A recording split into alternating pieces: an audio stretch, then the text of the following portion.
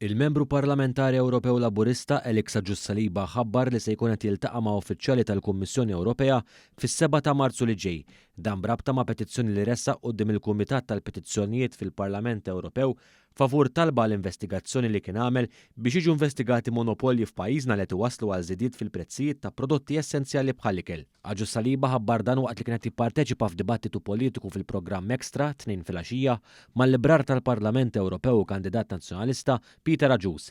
Fil-fatt Ġus-Saliba fil-bidu tal-programm ħabbar li se jkun qed jiltaqa' ma' uffiċjali li jaqgħu taħt it-tmexxija tal-Kummissarju Ewropew għall-Kompetizzjoni Margrethe Vestager. Nista' naħabbar hawnhekk b'mod esklusiv il-Kummissarju Vestager u l-kabinet tagħha ser ikun mhux jibgħat li email jew jibgħat li two-liners, ħajkun qed jiltaqa' miegħi fis-7 ta' Marzu illi ġej sabiex nerġa' nippreżenta wkoll is-sitwazzjoni li għandna fuq bażi lokali.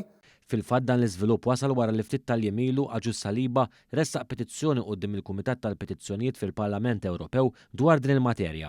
Petizzjoni li mbagħad ippreżentaw quddiem il-Parlament Ewropew għan-nom tal-konsumaturi Maltin u li kisbet l-appoġġ tal-gruppi politiċi kollha inkluż ukoll tal-Partit tal-Popolari li l-Partit Nazzjonalista jagħmel parti minnu, dan minkejja l-bsatem fir-roti li jagħmel f'pajjiżna l-istess Partit Nazzjonalista u l-esponenti tiegħu quddiem din it-talba mill-Membru Parlamentari Ewropew Laburista. Dan kollu bilan aħħari biex il-konsumaturi Maltin taw l-istess trattament tal-konsumaturi fi stati oħrajn Ewropej quddiem l-isfida tal-inflazzjoni u r-realtà ta' pajjiżna bħala gżira u l-effetti tal-importazzjoni u distribuzzjoni fis-suq lokali.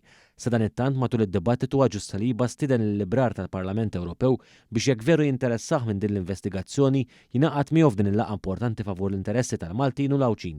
Stedina li ntlaqgħet biss b'risposta arroganti minn Peter Aġus. Alex, ħan nitolbu għamiltlu ma nafx kemm il-darba li għamel xi ħaġa ta' is-7 ta' Marzu ikun jagħti indur man-nies. Ikun jagħti indur man-nies. Imma ma tibatlix